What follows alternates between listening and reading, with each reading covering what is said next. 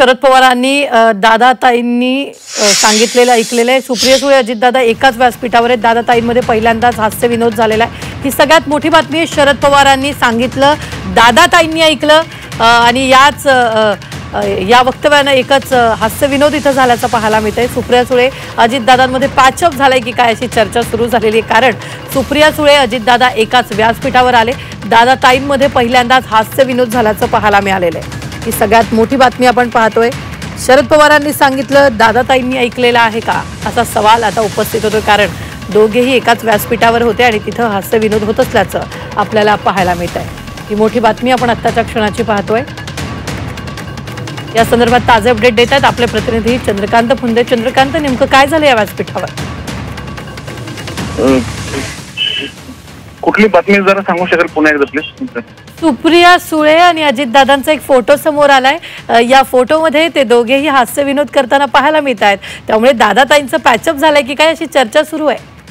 हो, अगदी खरं आहे। हे फोटो फक्त कडे आहेत आणि त्या फोटोंमधनं स्पष्ट दिसतंय की कालच पवार साहेबांनी ऑफ द रेकॉर्ड बोलताना सांगितलं होतं की दोघांनी एकत्र यायचं की नाही हा निर्णय आता त्या दोघांनी घ्यायचा। दोघांनी म्हणजे कोणी तर सुप्रियाताई आणि अजितदादा, कारण दोन्ही पक्ष दादांचा पक्ष दादा चालवतात आणि इकडला पक्ष ताई चालवतात की ते जयंत पाटील प्रदेशाध्यक्ष आहेत, पण निर्णय शेवटी घरातलं कुटुंब आहे, पवार कुटुंबातला विषय आहे पार्टी एकत्र येण्याचा। त्यातनं हे सगळं सुरू झालं होतं आणि साहेबांनी काल सांगितलं ना, आज लगेच चमत्कार बघा, दुसऱ्या दिवशी एकत्र आलेले आहेत। फक्त आता युद्धाची परिस्थिती असल्यामुळे ते बैठका लांबतील, थोडा वेळ लागेल, पण दोन्ही पवार कुटुंब दोन्ही पार्ट्या एकत्र येणार याचे हे स्पष्ट संकेत आहेत। म्हणजे तुम्हाला असं म्हणायचं का की काल ऑफ द रेकॉर्ड पवार साहेब बोलले आणि त्यानंतर आज लगेचच दादांनी ताईंनी शरद पवारांचं ऐकलेलं आहे? हो, निश्चितच असंच दिसतंय त्या फोटोतनं, कारण फोटोतनं स्पष्टपणे जो हास्यविनोद सुरू आहे म्हणजे मकरंद पाटील आहेत, सातारा राष्ट्रवादी मंत्री आहेत, ते मध्ये दादा आणि ताई हास्यविनोद करताना दिसतंय। आता दोघांनाही माहित नाही का साहेबांनी काल ऑफ द रेकॉर्ड काय सांगितलंय की त्याच्या बातम्या झाल्यात, सगळीकडे हेडलाईन आहेत, दोघांना हा विषय माहित असतानाही दोघं अगदी हास्यविनोद करतात। याचा अर्थ हाच आहे की त्यांनाही साहेबांना मेसेज द्यायचा की आम्ही तयार आहोत, फक्त आता एक वेळ लागेलच, कारण शेवटी मधल्या काही लोकांना या गोष्टी नको आहेत, कारण ते एकदम कुठलाही एवढा मोठा निर्णय घेताना एक वेळ जातो, प्रोसेस द्यावी लागते, बैठका घ्याव्या लागतील दोन्ही पार्टीमधनं, यायचं तर कसं यायचं, काही लोकांना हे एकत्र आले तर अडचणीच होणार आहे, ते विरोध करतील। एकत्र यायच्या हालचाली पडद्यामागे सुरू झाल्यात का चंद्रकांतजी? हो, असंच हा फोटो त्यातच देतो का आहे बेसिकली। तर शरद पवार पक्षाचे प्रवक्ते महेश तपासे आपल्या बरोबर जोडले गेलेले आहेत। महेशजी, दादाने ताईंचा एक फोटो व्हायरल झालेला आहे, दोघेही छान इथं हास्य विनोद करताना पाहायला मिळत आहेत, काय नेमकं सुरू आहे? दादा आणि सुप्रियाताई हे भाऊ बहीण आहेत, लोकप्रतिनिधी आहेत, एका जिल्ह्यातनं लोकप्रतिनिधी आहेत, एका मतदारसंघातनं लोकप्रतिनिधी आहेत, त्याच्यामुळे कार्यक्रमात भेट होणे, चर्चा होणे, आता मागे त्याच्या कौटुंबिक कार्यक्रमात ते होते, त्याच्यामुळे काय म्हणजे त्याच्यात नवल असण्याचं काय वाटण्याचं काही कारण नाही ना। नाही, याआधी जे कार्यक्रम झाले किंवा त्यांची भेट झाली त्यावेळेला प्रत्येक वेळेला असं लांब लांब दिसले दोघेही, आणि आता यावेळेला अगदीच हास्य विनोद वगैरे सुरू असल्याचं फोटोत पाहायला मिळत आहे। 10 दिवसाआधी दादांच्या मुलाचा साखरपुडा आपण तेव्हा पण हास्य विनोद चालूच होतं। ते भाऊ बहीण आहे, तो आपण त्यांना राजकीय साच्यामध्ये का बघतो? त्यांचे कौटुंबिक नाते, एक बहीण आहे, एक भाऊ आहे, आवश्यकता नाही प्रत्येक।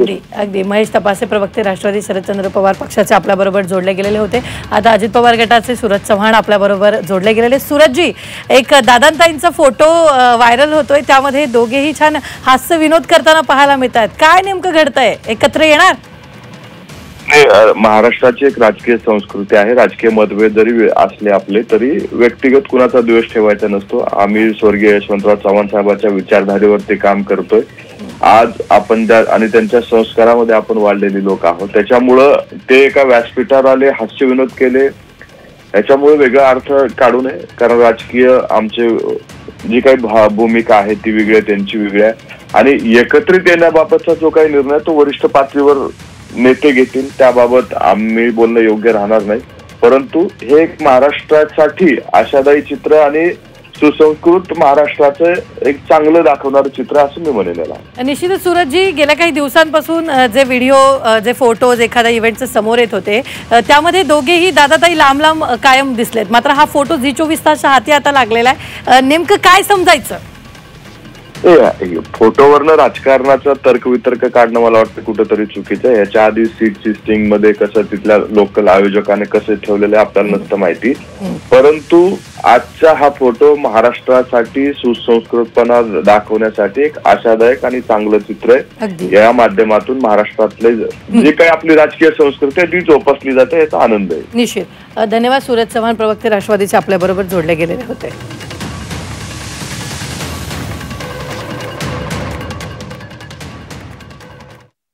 तरी पण नेहमीच असतात हे सगळे जे आत्ता आहेत ना हे. आणि मी तुम्हाला एक सांगते, माझ्या लोकसभा मतदारसंघाचं उदाहरण तुम्ही असं कॉमनॅलिटी म्हणून बघू नका, कारण आम्ही एक कुटुंब म्हणून गेले अनेक वर्ष काम करतोय. आम्ही लग्न कार्यात सगळीकडे 2.5 वर्षात पण भेटलेलो आहोत, प्रचारात पण भेटलेलो आहोत, लोकसभेच्या प्रचारात पण भेटलेलो आहोत. तेव्हा पण आम्ही एकमेकाशी अतिशय प्रेमाने आदराने भेटलोय. कारण आणि हे मी माझ्याबद्दल नाही, काल मुरली अण्णांनी एकत्र आणू दिल्लीवरनं. पण मुरली अण्णांना मी काय फार वर्ष ओळखते असं नाही, पण गेल्या 1.5-2 वर्ष म्हणजे किती 1 वर्ष झालं असेल एक सरकार, माझी त्यांची चांगली ओळख झाली. अनेक वेळा पुण्याच्या फ्लाईटवर जायची याची वेळ होते, पार्लमेंटच्या गप्पा होतात, बिल्सवर चर्चा होते. त्यांच्या जे सिव्हिल एव्हिएशनची बिलं आत्तापर्यंत आली त्या प्रत्येक बिलावर मी स्वतः बोललेले. त्याच्यामुळे अनेक वेळा संबंध येतात. आणि राजकीय मतभेद एका सशक्त लोकशाहीमध्ये असलेच पाहिजेत, ते मनभेद असता कामा नये. आमच्या ह्या सगळ्या ग्रुपमध्ये कधी मनभेद नव्हतेच, कोणी कुठे असलं तरी. असं म्हणाले की 4 आमदार होते सोलापूर जिल्ह्यातले, ज्यांनी जयंत पाटलांना सांगितलेलं होते की आमची भूमिका आहे की अजित पवारांसोबत जावं आणि तुम्ही हे साहेबांच्या कानावर घाला. साहेबांनी काल असं म्हटले की जयंत पाटील सुद्धा निर्णय घेतील आणि तुम्ही सुद्धा घ्या.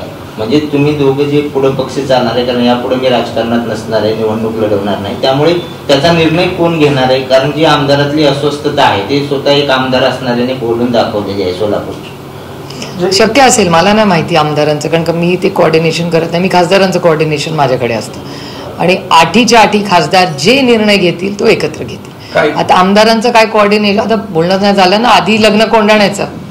तेव्हा अर्थातच युद्ध आता जे चाललंय ती परिस्थिती, मुलांना परत आणणं जास्त महत्वाचं का आम्ही आमचं बघणं महत्वाचं. तर ऑब्व्हियसली पुढचे 8-10 दिवस हे पहिलं सगळं भारताचा इश्यू, आधी देश, मग राज्य, मग पक्ष आणि मग कुटुंब. त्याच्यामुळे इन दिस ऑर्डर पहिला देश. त्याच्या